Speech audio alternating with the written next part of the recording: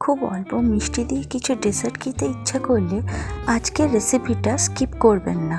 Tiramisu একটা Italian dessert যেটা বানানো এতটাই সহজ যে আপনি এটা ভাবতেও পারবেন না। নমস্কার, আমার নাম সঞ্চারী আর আপনাদের সবাইকে স্বাগত আমার চ্যানেল দ্য বং ওয়ার্ল্ডে। এটা বানানোর জন্য প্রথমেই আমাদের 100 গ্রাম ম্যাসকাপন চিজ আর 100 গ্রাম কনডেন্স মিল্ক নিয়ে নিতে হবে। ম্যাসকাপন চিজ না পেলে ক্রিম চিজও ব্যবহার করতে পারেন। মনে রাখবেন, এখানে যে কটা ইনগ্রেডিয়েন্টস আমি বলবো সবকটাই কিন্তু একদম চিল্ড হতে হবে। এই মিক্সচারটা ভালো করে 10 মিনিট মতো ফেটিয়ে নিতে হবে। তারপরে আরেকটা পাত্রে 100 গ্রাম মতো হুইপড ক্রিম নিয়ে 10 থেকে 15 মিনিট এটাকে ভালো করে হুইস্ক করে নিতে হবে। যদি আপনি বিটার বা হ্যান্ড ব্লেন্ডার ইউজ করেন দেন যতক্ষণ না পর্যন্ত একটা সফট পিক আসবে ততক্ষণ এটা বিট করে যেতে হবে। এরপরে ক্রিম চিজ আর কনডেন্স মিল্কের যে মিশ্রণটা আমরা বানিয়েছিলাম ওটা হুইপ ক্রিমের সাথে মিশিয়ে নিতে হবে।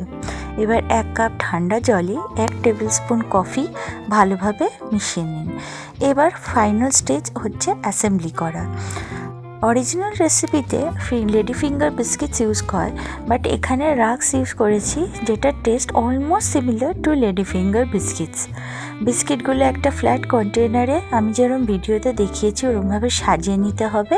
দিয়ে তার উপর দিয়ে অল্প অল্প করে কফি অ্যাড করতে হবে যতক্ষণ না পুরো বিস্কিটগুলো এটা সোক করে নেবে।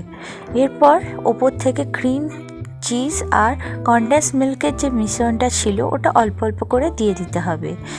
নেক্সট আবার একটা চিজের লেয়ার আর বিস্কিটের লেয়ার তৈরি করতে হবে। এরমভাবে যতক্ষণ পুরো কন্টেনারটা ভর্তি না হয়ে যাবে ততক্ষণ আমাদের লেয়ার বানিয়ে যেতে হবে। শেষে কোকো পাউডার ছড়িয়ে দিয়ে 4 ঘন্টা মতো ফ্রিজে রাখলেই ঠান্ডা করে হয়ে যাবে আমাদের তিরামিসু রেডি।